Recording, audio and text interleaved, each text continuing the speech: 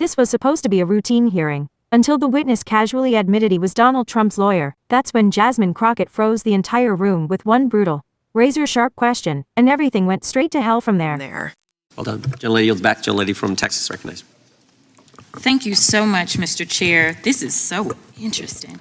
A couple of things. I'm just curious to know, as we're talking about lawyers and the obligations of lawyers, and whether or not maybe the former president has any idea of what good lawyer obligations look like.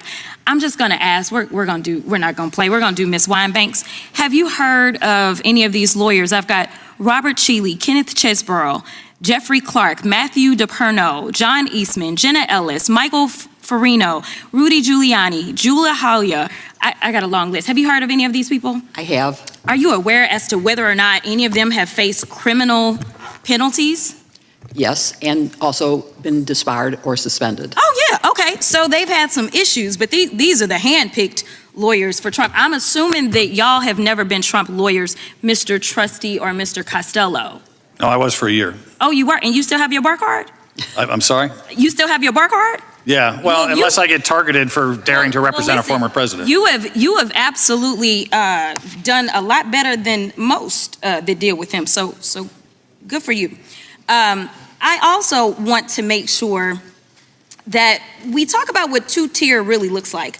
And Mr. Trustee, since you've been a prosecutor before, I'm curious to know, have you ever had a criminal defendant that had over 80 counts in 4 different jurisdictions and somehow was not held pretrial? I know that you talked in your opening about your interpretation of what speedy trial looks like, and it's really only for those that are held pretrial.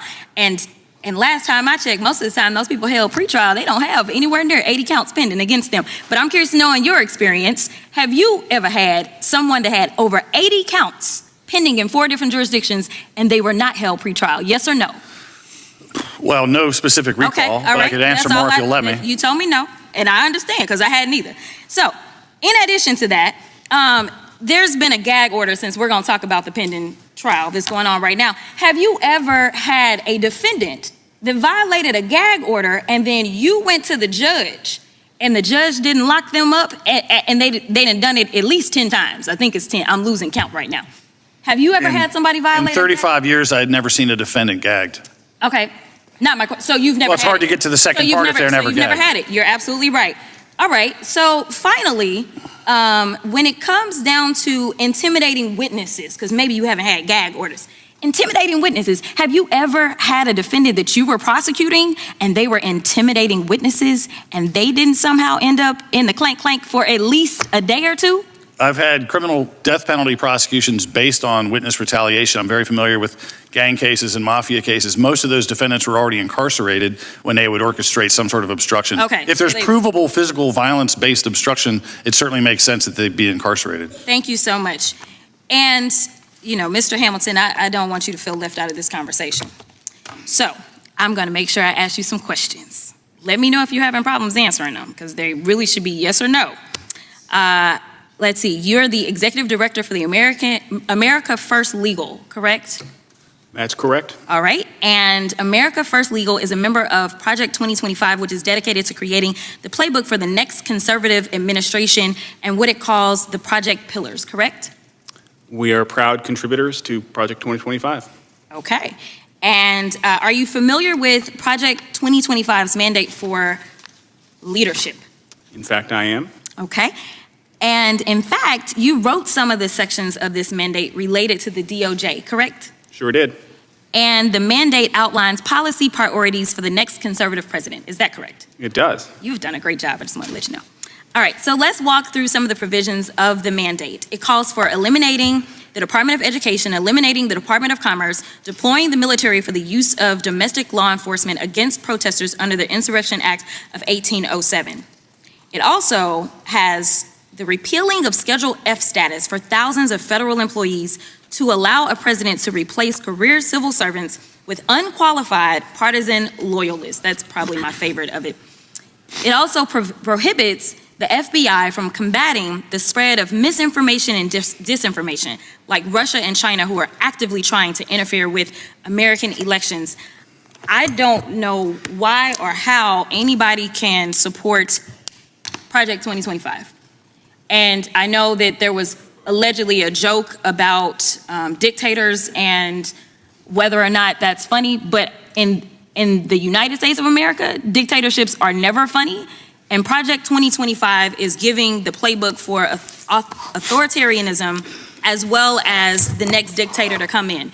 And I know that you are doing your jobs here by making sure that hopefully some juror turns on and finds some viral moment of you spewing more of the nonsense as it relates to the president. But as practicing lawyers or licensed attorneys, I hope that we can all agree that no one gets indicted because someone says so. There takes a grand jury, and the grand jury is comprised of American citizens that sit down and review evidence, and they make the determination. And when and if Trump is convicted, it will be a jury of his peers, and it won't be the president of the United States. I thought you were going to get to a question somewhere in that 90 seconds from Mr. Hamilton after you went after his 2025. I will point out the Inspector General just released a report that said the FBI retaliated against whistleblowers. One of the reasons we do need some changes, but there was no question there. But Mr. Hamilton, if you want to give it some kind of response, you're more than welcome to do that. Mr. Chairman, my only response would be to say that there are a great number of policy options that have been provided to any future conservative administration through Project 2025, and it's an attempt to restore the rule of law in this country. And I reject the Huffington Post-style characterizations of the recommendations. All right. A gentlelady yields back. The gentlelady from, we'll go to the gentlelady from Wyoming, then the gentleman from Florida. Mr. Chair, I'd ask Thank you. unanimous consent. Excuse me, this is, I'll get you as soon as we go after this day. Just Okay. unanimous consent? Are you Yes, gonna- just unanimous consent to enter the mandate for leadership. Without objection. Without objection. Jasmine Crockett didn't need to raise her voice. She didn't have to. She just let the facts do the dirty work. One cold, undeniable hit after another. She walked those witnesses through a legal reality most Americans already feel in their bones, but almost never hear said out loud in a hearing room. There are two justice systems in this country, and Donald Trump lives in the protected one. When the witness admitted he'd been Trump's lawyer, and still had his bar card active, Crockett's disbelief wasn't some dramatic act. It was pure prosecutorial instinct kicking in hard. Her follow-ups on gag orders, witness intimidation, pretrial detention, they weren't softball questions. They were surgical, because no ordinary defendant in America gets this kind of treatment, and everyone in that room knew it. Then she pivoted to Project 2025. Crockett didn't just criticize it, she framed it exactly what it is: a roadmap to authoritarian power. She called out the plans to weaponize federal agencies, gut long-standing safeguards, and turn government into a personal revenge machine. Agree with her, or don't. One thing was impossible to miss. This wasn't grandstanding. This was a straight-up warning shot. Moments like this are exactly why these hearings still matter, because sometimes all it takes is one honest answer, one slip, one admission, to rip an entire carefully built narrative wide open. Jasmine Crockett didn't come to play. She came to expose. And when the facts lined up against the story lost. If this kind of raw accountability hits you the way it should, smash that like button. Drop your take in the comments. Do you think she nailed it? Or was she too aggressive? And subscribe so you don't miss the next time someone tries to spin and gets called out cold. Stay sharp.